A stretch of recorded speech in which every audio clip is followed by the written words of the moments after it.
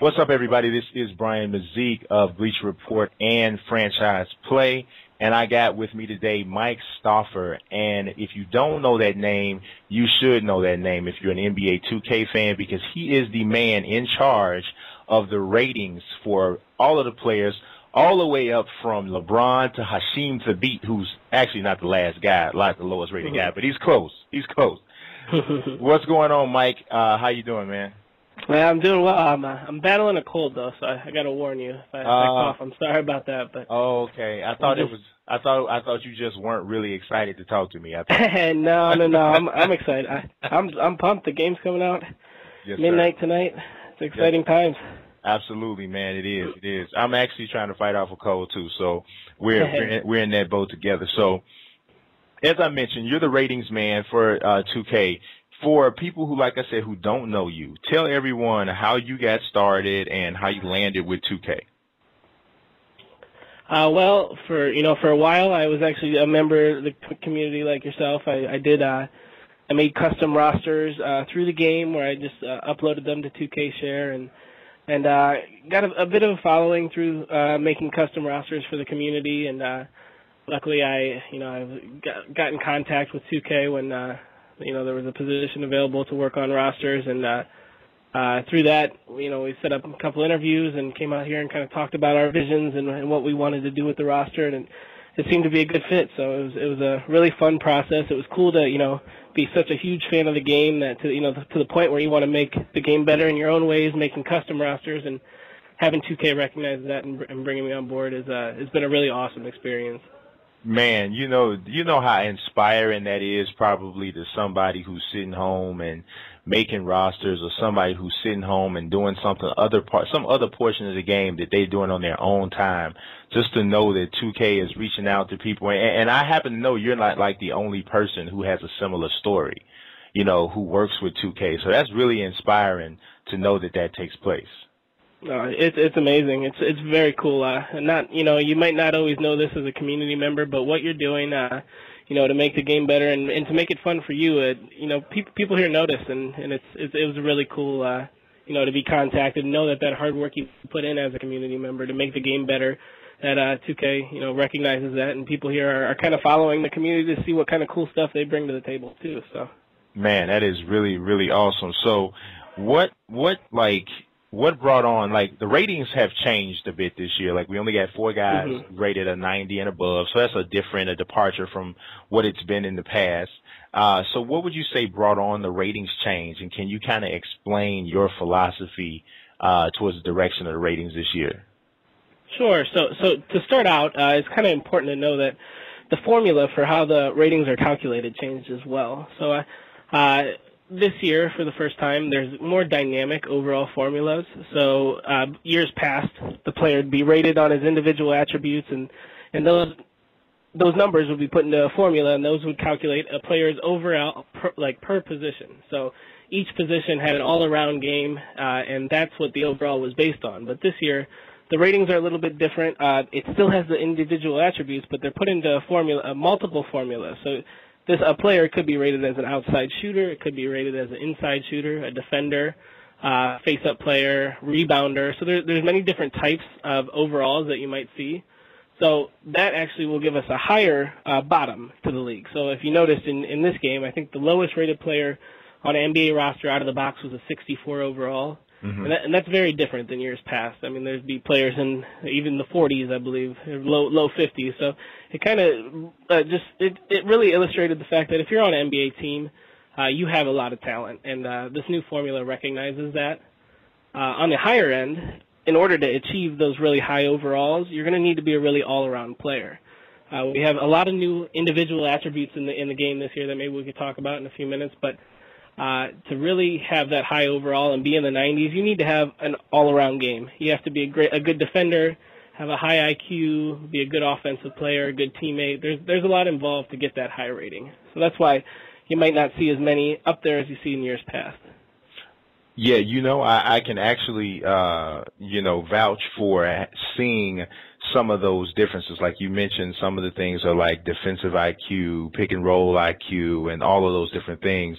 And I'm able to see in the gameplay. I'll admit now I've played an embarrassingly amount of games already, and No, me too. but you work there, so it's not as bad. It's not as bad. But I'm telling you, I can really see the way players like Joakim Noah, the proven defenders, the way they react quicker to ball situations, the ball being passed from one end of the floor, from one side of the floor to the next, the way they rotate different. I see that, man, and I think incorporating the mental aspect of the game, if I'm understanding you correctly, is a great direction for the ratings to go. Oh yeah, definitely, and that's something that I work very closely with the gameplay team here, and we're when figuring out how ratings are going to work in the game is very important to me as the roster guy, because I want to make sure that what I'm rating the players and what certain numbers mean the same thing to the gameplay team. So it's really cool when not only we have these attributes, but they're really being used by the guys under the hood, making sure that players are playing like they're supposed to and that we're on the same page. Because like you said, I feel like in the game this year you can really see those high IQ defenders being in the right position and doing what they're supposed to. So pairing those ratings with what players are actually supposed to be doing in the game is kind of cool too. So. And I think I think there's other aspects involved too, but I think obviously the ratings make a big difference in this one particular thing, which I'm trying to figure out what part of the gameplay stands out the most to me in regards to improvements. But I think the balance of incorporating defense back into the experience is the biggest thing that I see. Last year, I enjoyed NBA 2K14, but last year, if a good shooter had an open three, it was like a dunk. Mm-hmm. It was not ever gonna miss. And I told somebody, I said, Ray Allen misses open threes sometimes. Okay, I mean, everybody misses an open, so it shouldn't be automatic. Obviously, the percentages are higher, but so I'm noticing that there's just more missed shots, which I think is a good thing because it's more realistic. Would you think that the ratings are affecting that as well? No, I think definitely. I think something that's kind of cool this year also is we have different ratings for shooting. So, for example, in the game you'll see this year there's a standstill 3 rating and a moving 3-point rating. Right. So maybe a guy that isn't a very good spot up shooter is better off the dribble, or vice versa. And what's cool this year is it really gives the players more personality. It's a guy like Kyrie Irving's would be better off the dribble. So if you're coming off him, he actually shoots a higher percentage moving than he does standing still. So the ratings will reflect that, and you kind of got to know what type of players are good in certain situations. So you'll have to the ratings definitely will make an impact on shooting percentages this year, and you'll see maybe some surprises of guys you didn't know were as good at spot up situations as they are in the game. So it's interesting. Sometimes it's guys that there's guys who don't shoot at a very high percentage, but it's actually because of their shot selection, and they're taking moving threes, and that's really killing their percentages, but they're not terrible spot-up shooters. So the ratings will definitely impact the gameplay in ways they haven't before, and I think that's kind of what you were getting at. It's the ratings definitely have a factor on what you're seeing. Josh Smith. Yes, that's a good example. I figured that would be a good example. It's the king of poor shot selection. So I'm telling you, man. In terms of, so you mentioned some of the new attributes or new ratings. Tell me, what's your favorite new rating that's in the game that wasn't in there before? Because I know there's a lot. Because yes. I've scrolled, because, everybody knows, anybody who follows my channel knows, I've already started making several rosters already of different themes. So I've been all through the ratings already. So I know there's several different ratings that weren't there before. So which one do you think is the most impacting? I kind of got to go back to the defensive side of the ball. In years, and it's just because of what we've had in years past, where there's an on-ball defensive rating and a post-defensive rating. But this year in 2K15, we have like you alluded to before. We have the pick-and-roll defense IQ, your on-ball defense IQ, your help defense IQ, your post-defense IQ, your pass perception, which is what how well you read steals, and you can play the passing lane, and then a defensive consistency rating. So last year it was just a consistency, but we broke it down to defensive and offensive consistency, and with those IQs, you also have athleticism that'll play a factor in that. So maybe a guy has a very high defensive IQ, but he's getting a little older and lost a step. Mm-hmm. Those, that lateral quickness rating, that'll really play a factor into it. So sometimes a guy will know where he wants to be but can't get there, and it's just how these ratings play off each other is really cool in 2K15, and the emphasis on defense in these ratings is probably my favorite part. Yeah, I would tend to agree. I would definitely tend to agree. As far as me, I would say that would be my favorites as well, of what I've observed. Now, you talked about some ratings possibly changing or whatever in regards to a guy getting older, and that sort of thing. So, somewhat in the same vein, as the season progresses and guys start to get, their ratings change, maybe somebody outperforms their initial rating or underperforms. How often do you see, or how regularly do you think there will be roster updates?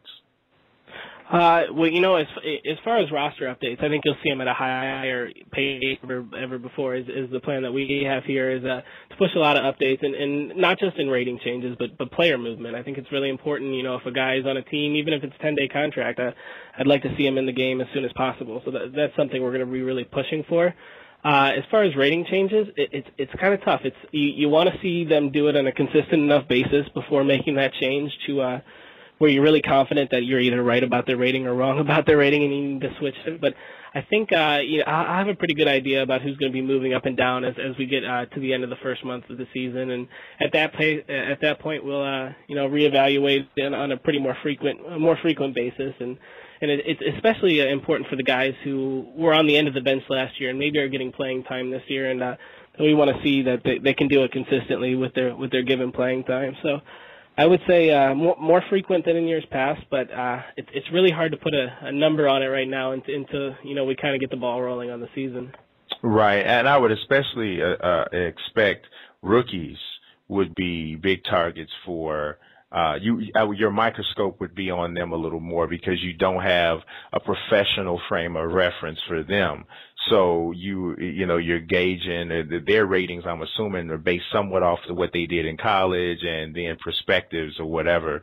So now in the real deal, it seems like those guys might be really on the radar. So along that line, just this is somewhat related to ratings. Who's your pick for Rookie of the Year this year? Let's see. My pick for Rookie of the Year, I would go with Jabari Parker. I think Rookie of the Year, it's about who's going to get the most touches and, in most cases, who has the best offensive game. Mm-hmm. And I think Jabari Parker is the most developed at this point, and it obviously translated to the ratings because he's the highest rated rookie in 2K15. But I just think he's going to have the most opportunities in an offense with a lot of where there are a lot of shooters. We got Brandon Knight, who likes to shoot a lot, and O.J. Mayo, if he comes back to form, is a shooter. But I think they're going to rely a lot on Jabari with the defensive focus there in Milwaukee. So I think he'll be the Rookie of the Year. But I wouldn't be surprised either way if it was Andrew Wiggins or even Marcus Smart. Now that Rajon Rondo's out for a little bit of time, so we'll see. It should be a fun season because there's so many rookies that are. It's a very deep class this year, so there's a lot of talent from the rookies. So I'm excited to find out. Yeah, I am too. I'm actually going Andrew Wiggins, but I totally see your logic there with Parker. So that totally makes sense to me. Now, obviously, you grew up a basketball fan. Which team do you root for? Well, I'm from Cleveland, Ohio, so I'm from the Cleveland area. I went to Ohio State, so I'm not one of those bandwagon fans. I'm a Cavs supporter, but it's an exciting time to be a Cavs fan as well. Yes, it is. Yeah, I can imagine. Well, I'm in Chicago, so. Yeah, hey. So it should be a fun season to watch then, right? It should be fun. It would have been even more fun if Melo had come. So that would have made that would have been a challenge. Oh my God, that would have been a great 4 to 6 games a year, wouldn't it? So, oh yeah. Man, I am really excited about the game, man. My review will be coming out shortly, but I'll let everybody know preliminarily that I'm excited about the game. I really like it. So we'll go ahead and hopefully, man, we get an opportunity to talk later on in the season, talk about ratings updates and the changes that you've made. But yeah, this is Mike Stauffer of 2K Sports, and you guys make sure that you stay tuned to find out what is next with the player ratings moving forward. I appreciate your time, man. Thanks so much. Hey, thanks for having me, Brian. It was good talking to you. Yes, sir.